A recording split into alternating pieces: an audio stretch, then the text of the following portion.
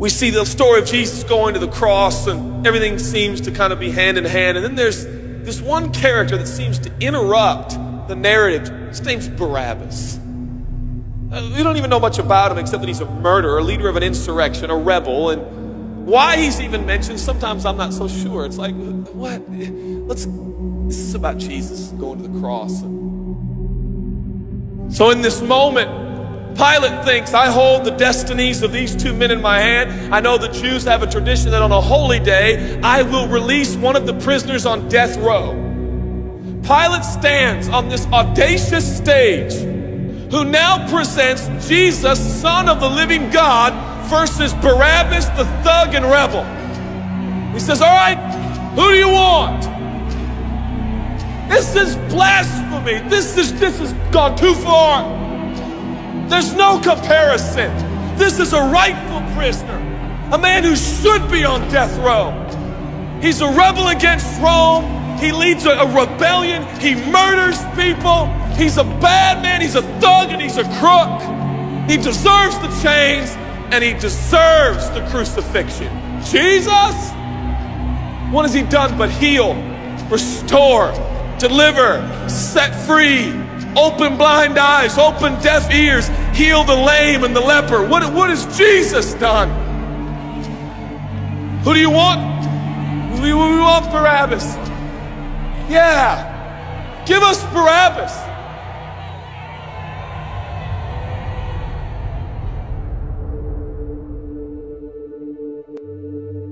People say, give us Barabbas. The Roman soldiers come up and they put the key in and they unlock Barabbas from his chains and shackles. And he walks down the platform, welcomed by all of his thug friends. Yeah, the people love me. Yeah, that's right. I don't even know who this Jesus guy is, but all I know is my people love me.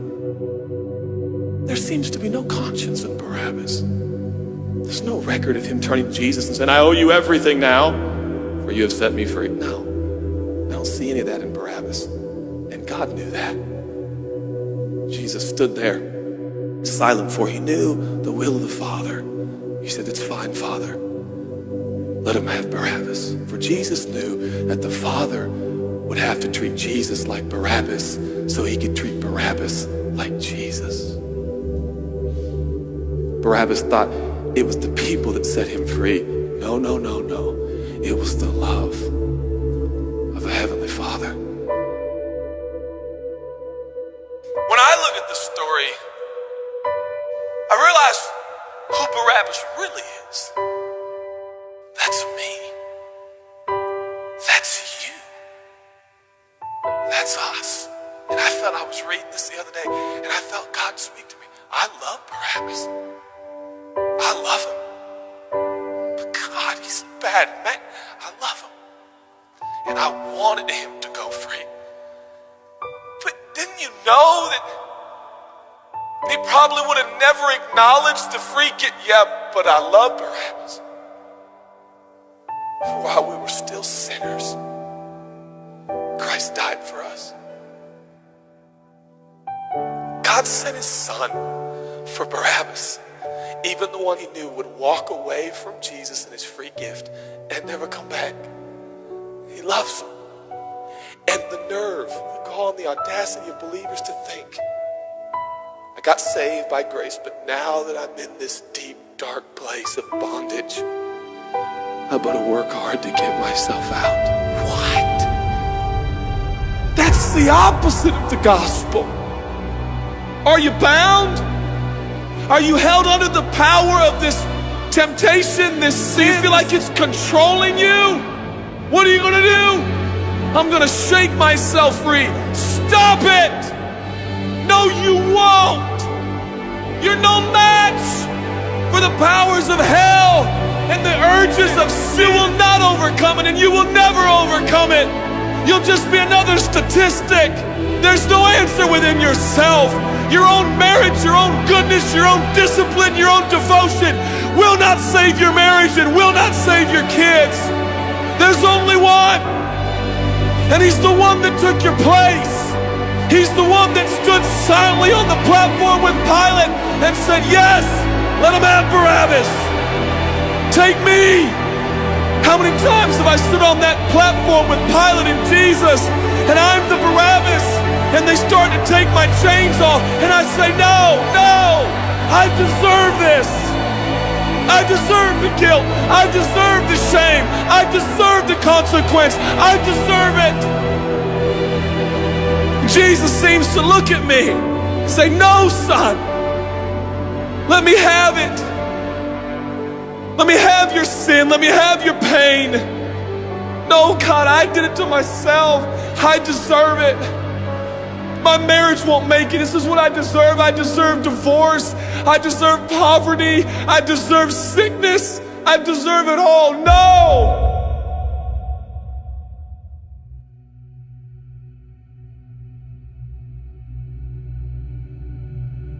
God, I'm so ashamed. Give me your shame.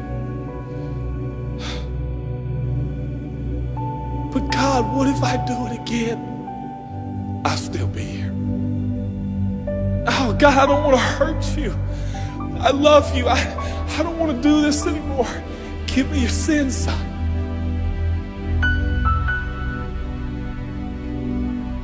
This is all we got. It's all I got. It's all you got. We can play games. We can play church games. We can pretend like some people are better than others and that's why they're blessed, or we can all come to the honest conclusion that it's God. And it's God alone. The greatest challenge is not your discipline, your devotion, your focus. Your greatest challenge is believing the gospel. Could it be that there's a God with a love so scandalous, so wide, so deep, so vast, so high, so expansive, so welcoming, so inclusive? Let me have your sin, son. Okay. And I give him my sin, and I stand in this empty space of forgiveness and acceptance while Jesus walks off to the cross that I deserve.